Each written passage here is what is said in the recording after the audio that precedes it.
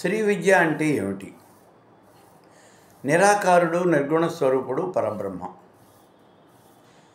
అయితే నిరాకారమైనటువంటి ఆ బ్రహ్మను ఉపాసించడం అనేది చాలా కష్టం కాబట్టి ఆ పరబ్రహ్మకు ఒక రూపాన్ని కల్పించడం జరిగింది.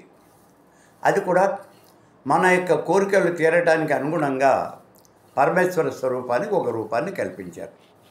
అలా కల్పించినటువంటి రూపాన్నే సాకార బ్రహ్మ అన్నారు.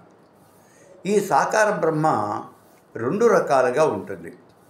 ఒకటి పురుష రూపంలోనూ, రెండోది స్త్రీ రూపంలోనూ. పురుష రూపంలో ఉన్నటువంటి ఆ పరబ్రహ్మ మళ్ళీ రెండు రకాలుగా విభజించబడింది. అదే ఒకటి వైష్ణవము, రెండోది శైవము. వైష్ణవము అంటే నిలువుబొట్టు పెట్టుకునేటటువంటి శ్రీ మహావిష్ణువు, ఆయన యొక్క అనుయాయులందరూ కూడా అనుసరించేటటువంటిది వైష్ణవం. ఈ వైష్ణవంలో పరమేశ్వర స్వరూపం ఎవరు అంటే శ్రీ మహావిష్ణువు, శ్రీకృష్ణ పరమాత్ముడు, నృసింహుడు, రాముడు, ఇలా అనేక మంది ఈ వైష్ణవంలో పరమాత్మ స్వరూపం ఉన్నారు అని మనకి చెప్పడం జరుగుతోంది. ఇవన్నీ ఎక్కడ ఉన్నాయండి? ఎక్కడ ఉన్నాయో మీ అందరికీ తెలుసు. ఇవి వైష్ణవంలో. మరి శైవంలో ఏమున్నాయి?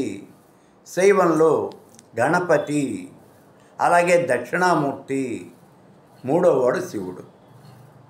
వీళ్ళు ముగ్గురు కూడా, ఇవన్నీ కూడా ఉపనిషత్తుల ఆధారంగా మనం చెప్తున్నదే తప్పించి ఇంకోటి ఏం కాదు. ఇక మూడోది శాక్తేయం. శాక్తేయం అంటే స్త్రీ రూపం. స్త్రీ రూపంలో ఉన్నటువంటిది ఏమిటి అంటే అమ్మవారి యొక్క స్వరూపం.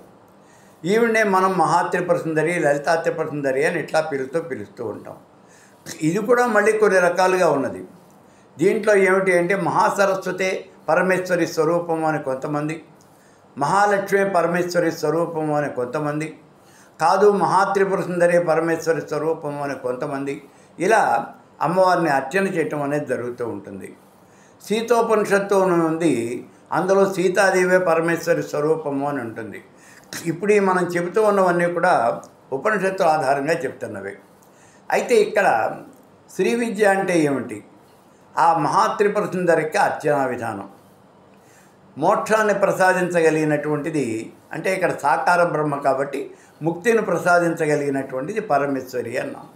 ఆ పరమేశ్వరి యొక్క అర్చనా విధానం, ఈ అర్చనా విధానాన్ని అంతా కూడా మనకి తెలియచేసేదే శ్రీ విద్య. దాన్నే ఇప్పుడు మనం ఉపన్యాసాల రూపంలో చెప్పుకోబోతూ ఉన్నాం.